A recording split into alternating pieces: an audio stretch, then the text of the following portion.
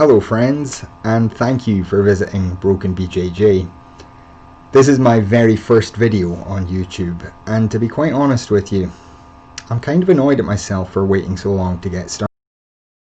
Now, to give you a wee bit of background about me, I first started training BJJ almost exactly 3 years ago, just a couple of weeks after my 40th birthday. But I had been thinking about it for a long time. I had followed the UFC right from the very beginning, and I was fascinated by what the Gracies were doing. This martial art that nobody had ever heard of, that was just demolishing every other martial art. I was reading a lot of martial arts magazines at the time, and the commentary on what was going on was incredible. And I was fascinated to try and find out more. Of course, at that time there was no BJJ in Scotland, but at one point in the late 90s, Hoist Gracie came to do a seminar here.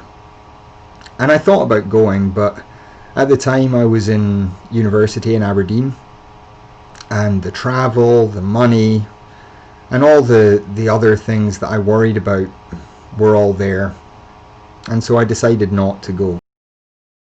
I didn't think about it again for a while. I was at university and there were a lot of other things keeping my attention then. But I did keep an eye on the UFC, and I kept thinking, maybe one day I can train Jiu Jitsu. When I moved back to Glasgow in 2002, I began thinking about it even more. There was a gym in town and I passed it fairly regularly. And every time I did, I would think, maybe I should try this. I had a friend down south who started training for a while, and I thought I should really start training as well so that we can talk about this. But again, I never did. It turns out he gave up after a fairly short time as well. Then round about 2016, I started to seriously consider it, and consider what I might have to do in order to start training.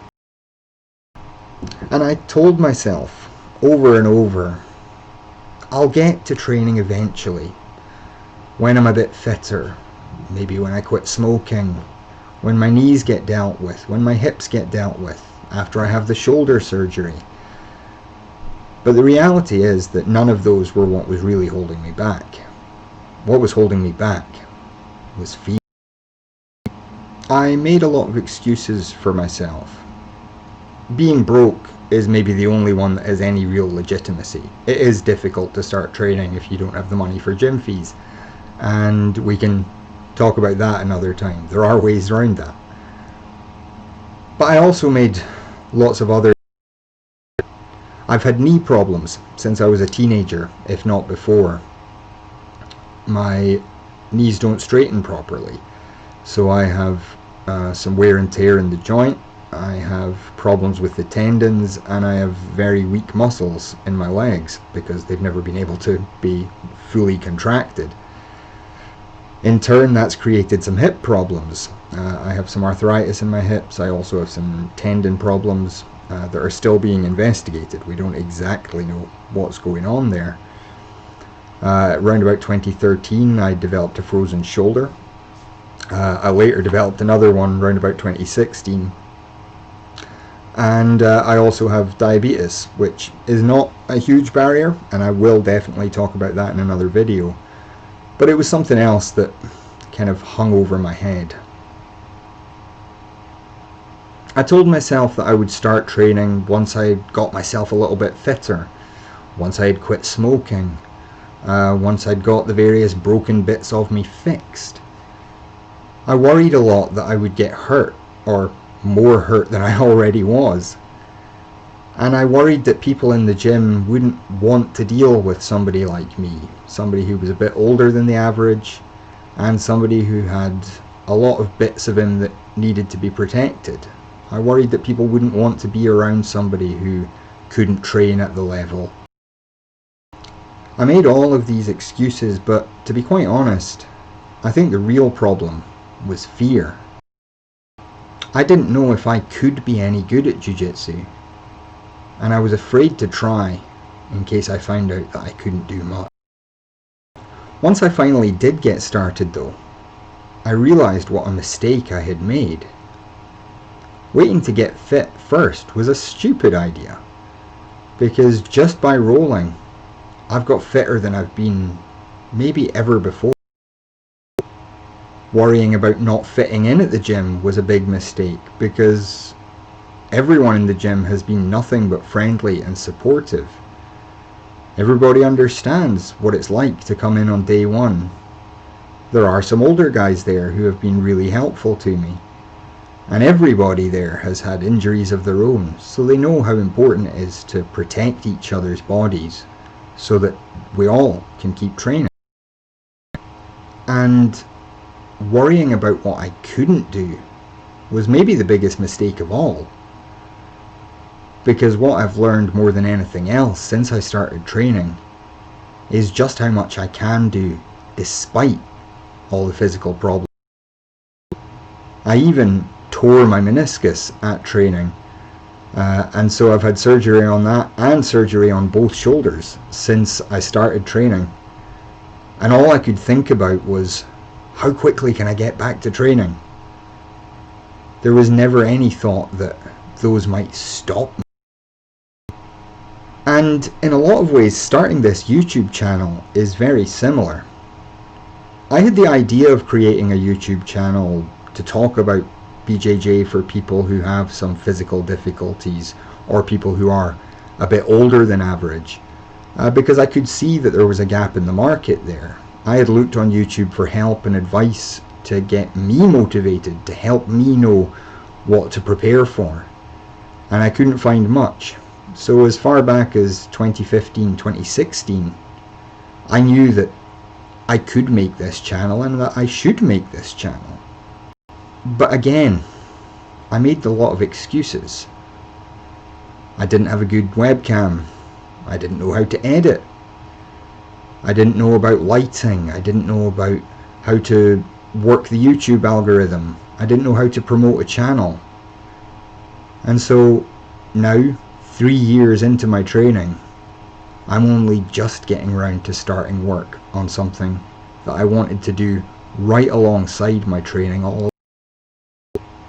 Now, after all this training for a few years, I'm still not good at Jiu Jitsu. I'm still a white belt, and I'm still not sure when or if I'll ever get a blue belt. But I've learned enough that I can enjoy it, and that I know I'm going to stick at it for a long time. I don't know if I can learn as quickly how to run a YouTube channel as I picked up Jiu Jitsu. And even that, like I say, I didn't pick up very fast. Ultimately, I don't know whether I can ever get really good at either Jiu Jitsu itself or running a YouTube channel. But in the end, I don't think that really matters. Lionel Messi didn't know that he would be one of the all-time great footballers the first time he kicked a ball. He was just a wee boy who wanted to kick. Jimi Hendrix didn't know that he would end up as one of the all-time great guitarists the first time he picked up a guitar. He just thought it looked cool and wanted to see if he could get it.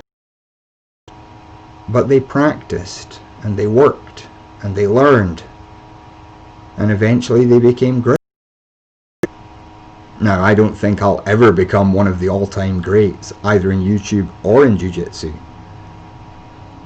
But if I don't start, I'll never find out how good I can. And the fact is that nobody really knows how good they can be at Jiu Jitsu, at YouTube, at anything, until they get started. Virtually everybody who does Jiu Jitsu will tell you that day one was one of the hardest days of their lives.